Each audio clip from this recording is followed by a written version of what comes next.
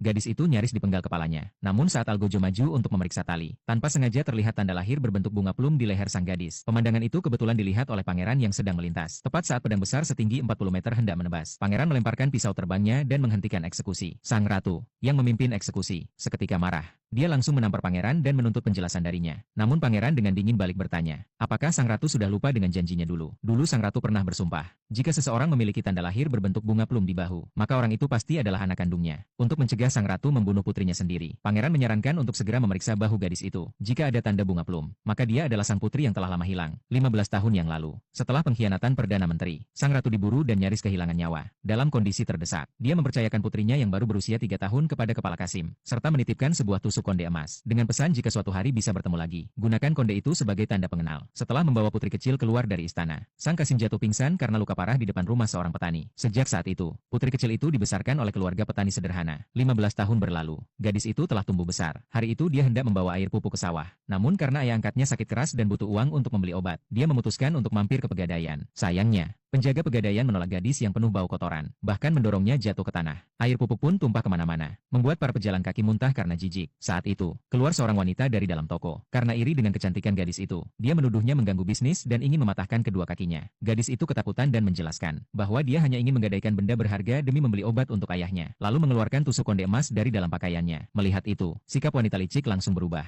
Dia tahu tusuk konde itu terbuat dari emas murni. Keserakahan pun langsung muncul dalam hatinya. Namun wanita licik malah melempar satu koin dan menyatakan bahwa benda itu kini miliknya. Lalu pergi dengan senyum puas. Gadis itu tahu dia tidak bisa melawan. Akhirnya hanya bisa duduk di tanah sambil memungut uang itu dengan penuh kesedihan. Yang tidak dia tahu, dia sebenarnya adalah putri kandung dari sang ratu. Setelah menumpas pemberontakan, sang ratu bertahun-tahun mencari anaknya yang hilang. Suatu hari, pangeran mendapat kabar bahwa sang adik berada di wilayah New York. Sang ratu mendengar itu dan sangat gembira. Dia segera memimpin rombongan menuju wilayah tersebut, lalu mengumumkan bahwa siapapun yang memegang tusuk konde emas adalah putri kerajaan. Tanpa sepengetahuan mereka, wanita licik tadi diam-diam menguping pengumuman itu. Barulah dia sadar bahwa gadis yang dia rampas tusuk kondenya adalah putri kandung ratu. Untuk menyamar dan mengambil alih identitas itu, dia langsung berlari masuk membawa tusuk konde, lalu berlutut di hadapan ratu dan memanggil, "Ibunda." Melihat tusuk konde itu, sang ratu langsung yakin bahwa dia adalah anaknya yang telah lama hilang. Namun bupati di sampingnya terlihat kebingungan, karena dia tidak tahu sejak kapan putrinya menjadi putri raja. Sang ratu yang sedang larut dalam kebahagiaan tidak menyadari kejanggalan. Namun pangeran merasa ada yang tidak beres. Dia pun bertanya dengan tajam pada sang bupati, mengapa tidak pernah melaporkan keberadaan tusuk konde itu. Untuk melindungi sang ayah,